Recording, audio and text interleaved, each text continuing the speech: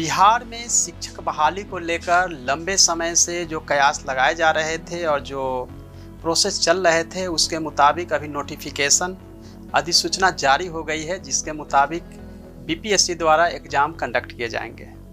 दो तरह से इसमें एग्ज़ाम होंगे। पहला तो यह है कि जो पहले से ही नियोजित शिक्षक हैं उनको रेगुलर जो टीचर होंगे उसके बराबर के लाभ लेने के लिए उनको एग्ज़ाम बीपीएससी द्वारा जो कंडक्ट की जाएगी उसको देना है।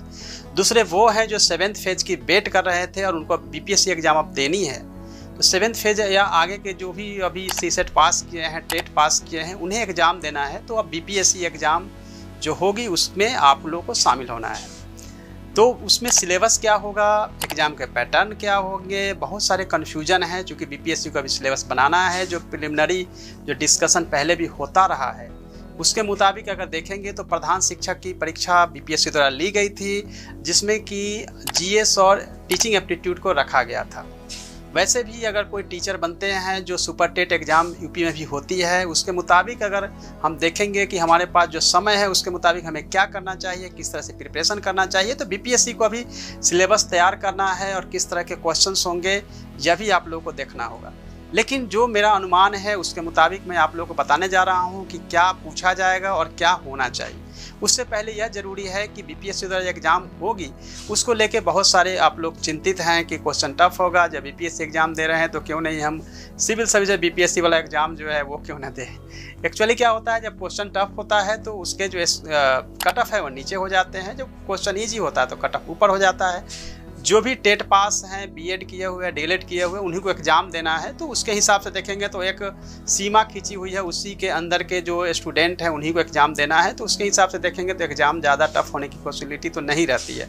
आप आसानी से जो है जो खाली सीट है उस पर आप आ सकते हैं और कोई आपको दिक्कत नहीं होनी चाहिए। तो चलिए अब हम बात करते हैं कि जो अभी आपके पास समय है, दोनों के पास जो नियोजित शिक्षक हैं जिनको कि अलग से एग्ज़ाम देनी है और जो पहले से अभी शिक्षक नियोजित नहीं हो पाए, शिक्षक नहीं बन पाए हैं और डीएलएड, बीएड और टेट पास करके वेट कर रहे हैं और बीपीएससी द्वारा जो एग्ज़ाम कंडक्ट की जाएगी उसमें आपको एग्ज़ाम देना है।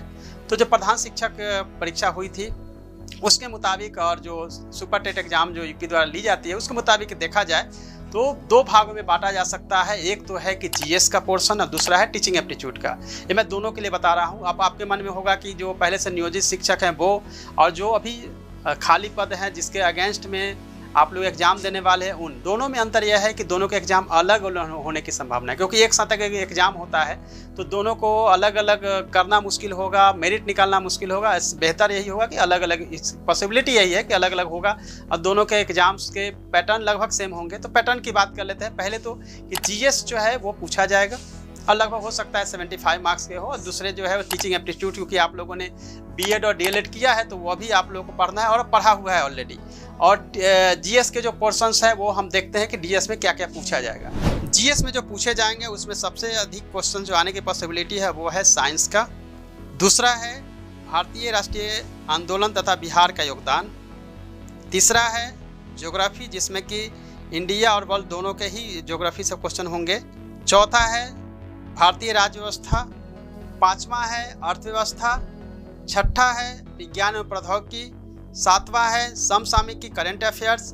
आठवां है बिहार स्पेशल। तो जीएस में यह 10 सेक्शन है जहां से क्वेश्चन पूछे जा सकते हैं। इसके अलावे जो सेक्शंस हैं उसमें मैथ और रीजनिंग, यानी कि उससे भी क्वेश्चन पूछे जाएंगे। तो जीएस में कमो बेश देखा जाए तो यही सेक्शन है, लेकिन पढ़ने के लिए तो एनसीईआरटी की बुक्स में पहले से ही बताता रहा हूँ, उसको आप पढ़िए। अभी से आपके पास जो समय है उसको यूटिलाइज करिए, बजाय कि आप नकारात्मक चीज़ों को सोचने का। टीचिंग एप्टीट्यूड में जहाँ से क्वेश्चन पूछे जाते हैं, जनरली देखा जाता है कि टीचिंग में कहाँ से क्वेश्चन पूछे जाएंगे, मैं उसके चैप्टर के भी डिस्कशन कर लेता हूँ। टीचिंग एप्टीट्यूड में जहाँ से क्वेश्चन पूछे जाएंगे, नंबर 1 हम देखेंगे बच्चे तथा बचपन, बाल अधिकार, समाजीकरण, शिक्षा एवं ज्ञान। दूसरा जहाँ से हो सकता है पोर्शन वह है प्रमुख शिक्षा शास्त्री एवं उनका दर्शन। तीसरा जो पोर्शन हो सकता है पाठ्यक्रम, बाल विकास, वृद्धि एवं विकास, सृजनात्मकता, खेल, व्यक्तित्व और नैतिक विकास। चौथा जो पोर्शन हो सकता है वो है ईसीसीई, आवश्यकता एवं उद्देश्य, विशेष आवश्यकता वाले बच्चे, शारीरिक शिक्षा, बिहार में शिक्षा में चुनौतियाँ। पांचवा जो पोर्शन हो सकता है विद्यालय संस्कृति, शिक्षा के अधिकार, समावेशी शिक्षा, कक्षा कक्ष शिक्षण, पाठ सहगामी क्रियाएं, आकलन एवं मूल्यांकन, वृत्तिक विकास एवं नेतृत्व व्यवस्था। छठा जो पोर्शन हो सकता है वो है जिला स्तरीय संस्थाएं, राज्य स्तरीय संस्थाएं एवं राष्ट्रीय स्तर की संस्थाएं। 7 जो पोर्शन हो सकता है भारतीय समाज में समावेशन, अपवर्जन, समावेशी शिक्षा, जेंडर विभेद एवं संवेदनशीलता, समता और सामाजिक न्याय के लिए शिक्षा तथा शिक्षकों की अस्मिता। 8वां जो पोर्शन हो सकता है राष्ट्रीय पाठ्यक्रम की रूपरेखा, शिक्षण अधिगम में मल्टीमीडिया साधनों का उपयोग तथा विद्यालय कार्यों के साथ ICT का एकीकरण। टीचिंग एप्टीट्यूड में ये 8 पोर्शन जो मैं आपको बता रहा था, इसके अलावा भी जो अभी आपने BEd या DLED करते समय पढ़ा होगा टीचिंग एप्टीट्यूड, बस वहीं से क्वेश्चंस आएंगे, लेकिन चूंकि ऑब्जेक्टिव टाइप के क्वेश्चंस होंगे इसीलिए आपको पहले से ही रेडी होकर तैयारी करने की ज़रूरत है, क्योंकि अच्छे शिक्षक होने के लिए आपको कड़ी मेहनत करनी पड़ेगी और कई फेज से आपको गुजरना पड़ेगा। यानी कि समझिए कि बहुत सारे एग्जाम्स देने पड़ रहे हैं, तो आपको एग्ज़ाम देना होगा और फिर आप सक्सेस होंगे तो एक अच्छे शिक्षक बनेंगे, क्योंकि शिक्षक की क्वालिटी और शिक्षण की क्वालिटी का ज़रूरी है कि एग्ज़ाम जो है वो करे हो रहे हैं। ऑल द बेस्ट सभी को। आप सभी इसी लाइन पे आप लोग तैयारी करिए ताकि आपकी तैयारी जो है मैक्सिमम हो चुकी होगी, नोटिफिकेशन आएगी, समय बहुत कम होगा तो इसमें आपको समय कम मिल पाएगा। अभी से आप लोग तैयारी करिए।